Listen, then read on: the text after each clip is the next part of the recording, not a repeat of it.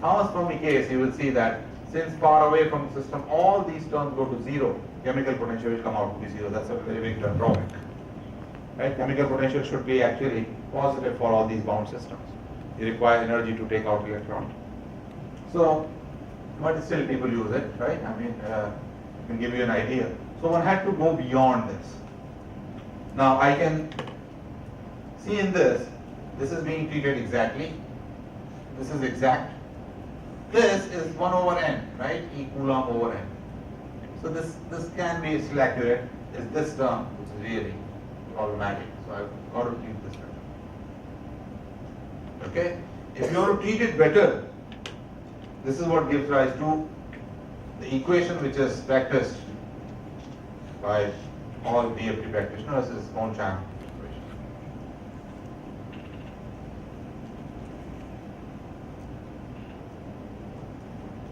So what I'll say now, I'll make another jump and say, I'll assume this interacting system, right? Its density can be given by non-interacting system of electrons, as if we have switched off the electron-electron interaction, and therefore the kinetic energy of this system can be written as summation I phi I minus half del square phi I. Alright? And now I do again that variational calculation, except that now I do it with respect to phi, and since this is a non-interacting system giving the same density, I have phi I r mod square, where I includes both the spin and everything as rho r. And you do this variation, right? It should give me the equation for non-interacting system, and that will come out to be minus half del square plus V external plus V Hartree plus delta E exchange correlation over delta rho phi I equals epsilon I.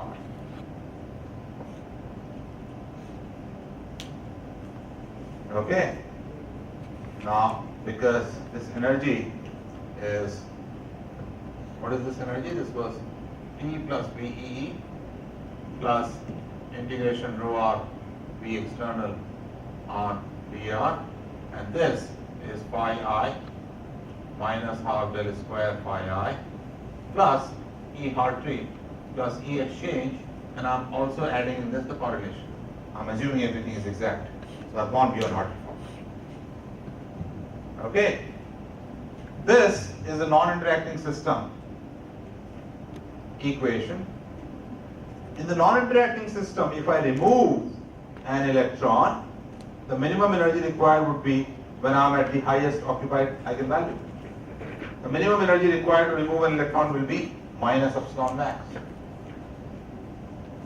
And by construction, my Hartree-Fock system has the same chemical potential as the interacting system. My Kohn-Sham system has the same, so mu will be equal to minus I max. So if I could get exchange correlation functional exactly, I would get the density. I would put in that density into this functional and get the energy. I would also get the mu correctly. So a Kohn-Sham calculation gives me these three quantities exactly. The problem is that this animal is still not known. Okay? So we wanted to simplify the whole problem. We went to density, but we found that that alone cannot work properly, and therefore we went back to orbitals, except that now the equations minus half del square plus V external plus V Hartree plus, I call that exchange correlation potential, phi I equals epsilon I, phi I. They are much simpler than solving for those correlated wave functions. They are much simpler than solving the Hartree-Fock equations, because this is a multiplicative. potential, and they are to be solved self-consistent.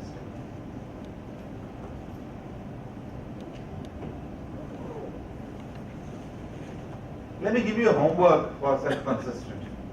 Remember helium, we did the E minus AR, E raised to minus BR and all that.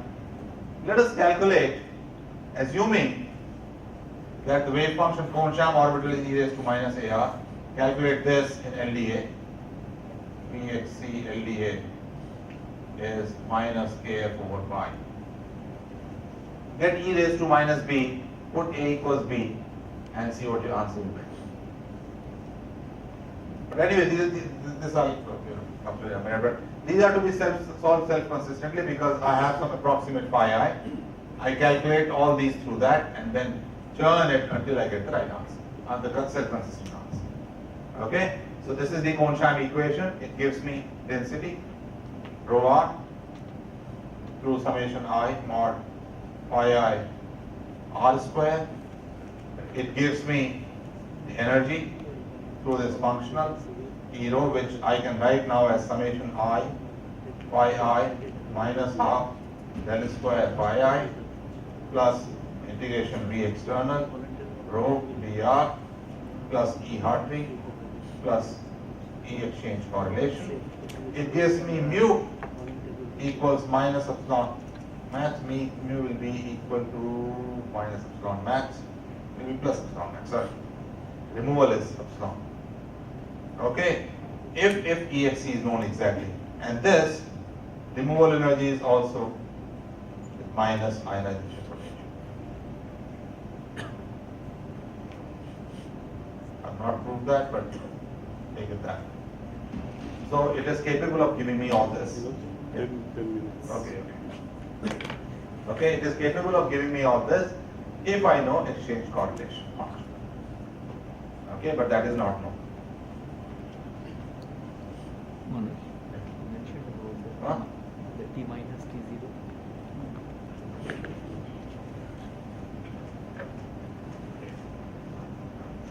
Now let me wait here and see if there are any questions. Kumar Fermi to Kohn-Sham. What? What was the merit from Thomas Fermi model to the Kohn-Sham equation? Thomas Fermi, I showed you that mu is coming out to be 0. Rho to the power 2 by 3, you told no, this was problematic and The problematic is that if I go to, so mu is same throughout, right? So I can calculate at infinity also. It should be the same number. If I calculate all the densities die down at infinity, if I calculate at infinity, it comes out to be 0. Mu 0 means system is not bound. Electron will come out. Right? So no system will be bound. Mu 0 is no good. Then there are other problems. For example, Thomas Fermi theory does not give you shell structure in atoms. If you don't have shell structure, you don't have chemistry. Chemistry means shell structure, only outer shell works. And this has to be approximated.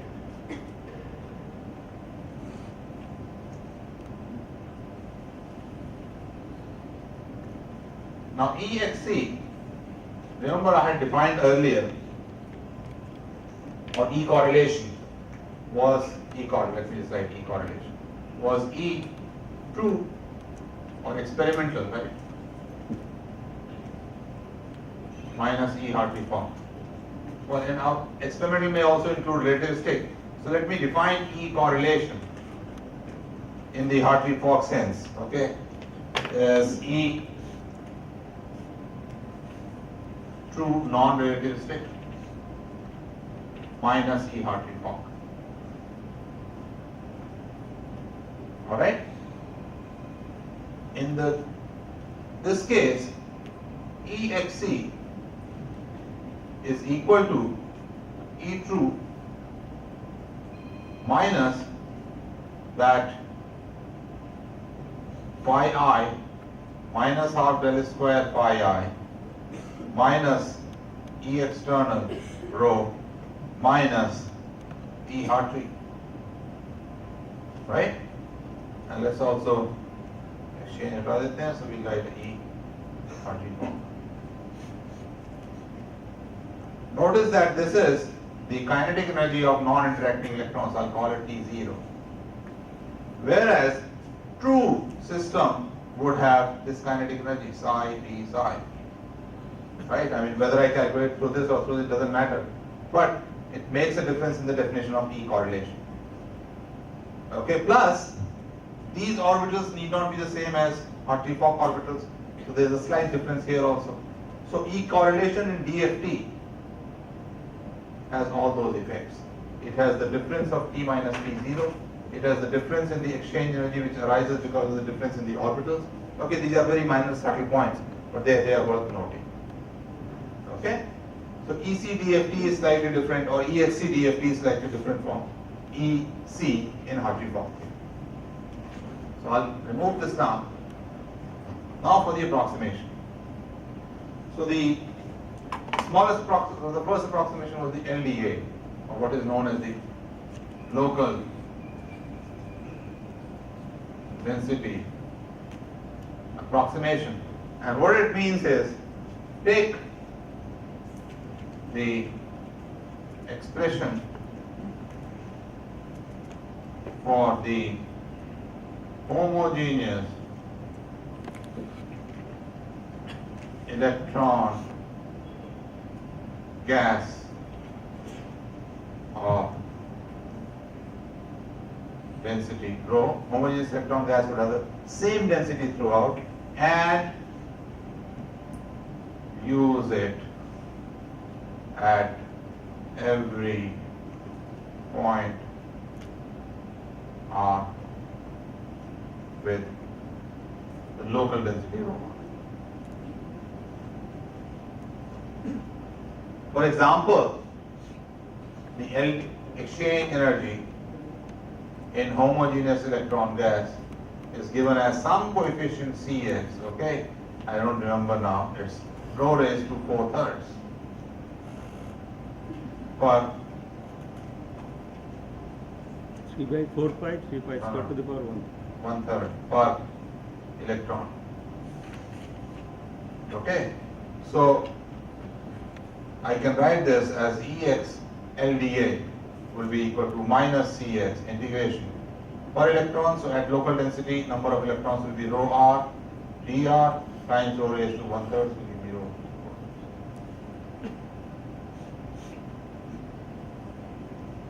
Its functional derivative is quite easy. Delta Ex by delta rho, which will give me the exchange potential, would be equal to minus Cx times 4/3 rho raised to 1/3, and this I know it comes out to be minus Kf local over pi.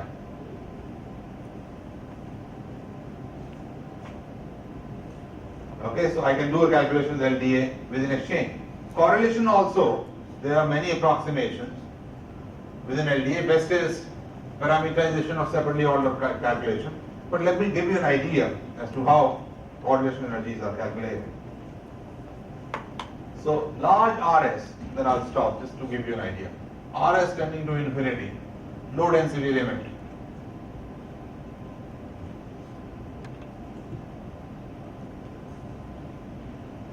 Where RS is defined as 1 over 4 pi by 3 RS cubed equals rho r.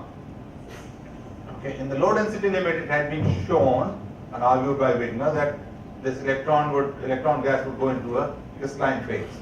Okay, BCC. Two dimension it has been seen, and recently I was seeing PR one dimension also. Kind of, I think there is some case for it.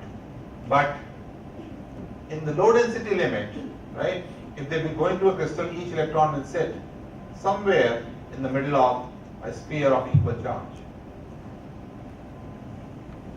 So that its energy, E, I can write as if it's sitting here, will be equal to minus 3 by 2, 1 over Rs, minus 1.5 over Rs.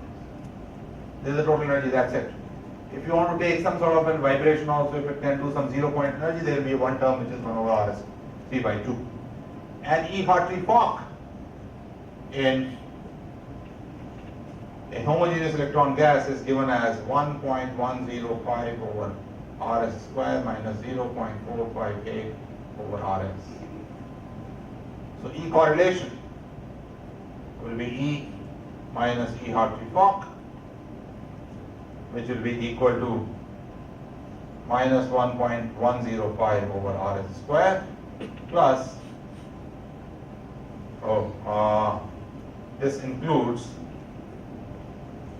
this should also include plus the energy of, this includes the background energy also, so this should include the background energy, which will be 3/5, 0.6 over RS. So this is minus 0.9 over RS. Plus 0.46 over RS minus 0.9 over RS, roughly minus 0.44 over RS. So in the limit of very low density, very large RS contact, okay, this will be the correlation energy. But you know, this is a very crude approximation. Wigner actually put plus sign here and interpolated and all that. But what I'm trying to say is that this is the first approximation within LDA, and you could hopefully do these calculations with this. And this was shown in Kohn-Sham in 1967 or something, that one could do self-consistent calculations through those. And then after that, past 30, 40 years have been devoted to developing more and more accurate functionals, which you will be hearing about in the coming lectures. So I stop here now. Okay, thank you very much.